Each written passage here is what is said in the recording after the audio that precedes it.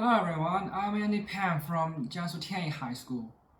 Once upon a time, I was quite fortunate to be selected to go to a scientific excursion to Europe with the investigative team of Nanjing University to study how European countries cooperated together to address the chemical pollution of the Rhine River basin since the 1980s, which might offer us a lesson about the Yangtze River development and pollution addressing.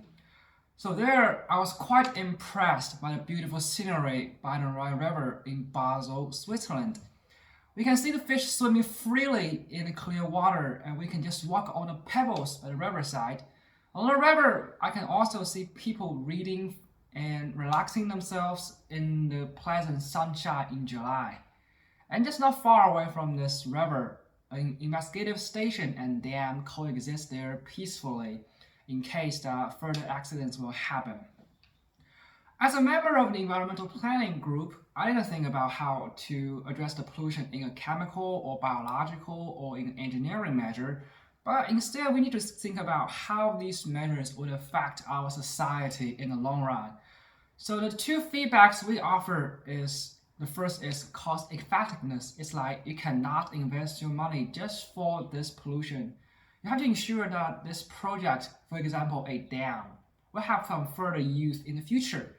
And the second thing is about sustainability. We need to shift our economic focus to ensure that such accidents like the chemical pollution will not happen again in the future. And such senses just grow stronger for me when I come back to my hometown, which is a small town by the Yangtze River basin, and where cable industry is the dominant economic factor and contributes to almost 40% of the economy in our town. And residents in town are quite proud of the industry since we are the ones who are responsible for the cable part in the 2008 Beijing Olympics. But at the same time, however, residents in town also show concerns about this industry. We are gradually losing our childhood memories and beautiful nature. In my childhood, I still remember clearly about running across the little forests and running by the crooks and watching those little fishes or the small rabbits just in the mountains. It's like since we are the people who live beside the mountain and water. But nowadays, these sceneries are quite rare and even some of them are forever gone due to the expansion of the cable industry. So how can we preserve our current living standard while sustaining nature?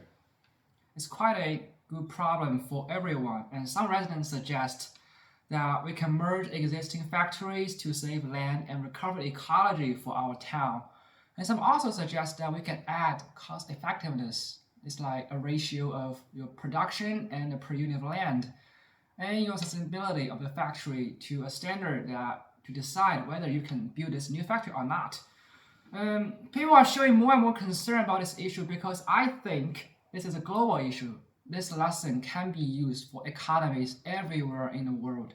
Because human interactions with the environment are growingly more and more significant in the world.